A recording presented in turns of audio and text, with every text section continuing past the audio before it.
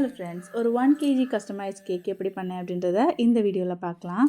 So chocolate truffle சூப்பராக ready ஆகிடுச்சு. Set பண்ணி எடுத்தாச்சு கேக்குக்கு ஃபில்லிங்ஸ் கொடுக்கறதுக்காக. இது ஒரு 1 kg white truffle cake. And இந்த கேக் ஆர்டர் எனக்கு ஹைதராபாத்லேருந்து ப்ளேஸ் பண்ணியிருந்தாங்க என்னோடய client.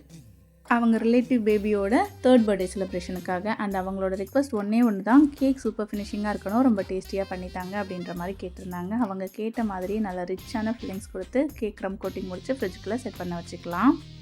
White chocolate ganache use பண்ணுறதுக்கு ரொம்ப ஃப்ரெண்ட்லியாக இருந்தது. எனக்கு ரொம்ப பிடிச்சிருந்தது ஒயிட் சாக்லேட் கனாஷில் ஒர்க் பண்ணுறது.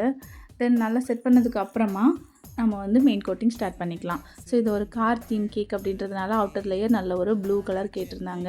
ஃபர்ஸ்ட் ஒயிட் க்ரீமால் நல்லா நீட்டாக கவர் பண்ணிவிட்டு அவுட்டர் லேயர் ரொம்ப லைட் ஒரு ப்ளூ கலர் யூஸ் பண்ணிக்கலாம். ஸோ அங்கங்கே டச் பண்ணி எடுத்து ஸ்க்ரேப் பண்ணி விட்டால் போதும், சூப்பராகவே கவர் ஆகி கிடச்சிரும் இந்த ப்ளூ கலர். அண்டு கிளைண்ட் கேக்கோட டாப் அண்ட் சைட்ஸில் கொஞ்சமாக ஃபாண்டன் காஸ் கேட்டிருந்தாங்க. அதுவுமே கேக்கோட டாப் அண்ட் சைட்ஸில் செட் பண்ணிக்கிறேன். அந்த வீடியோ மட்டும் மிஸ் ஆகிடுச்சு. ஃபாண்டன் ஒர்க்லாம் முடிச்சதுக்கப்புறமா கேக்கோட டாப்பில் நம்பர் 3 அண்ட் ஜிசிபி டாப்பர் வைக்க சொல்லியிருந்தாங்க. அதுவுமே சூப்பராக வச்சாச்சு. ஃபைனலி கேக்கோட அவுட்புட் பார்க்குறதுக்கு இந்த மாதிரி தான் இருந்தது.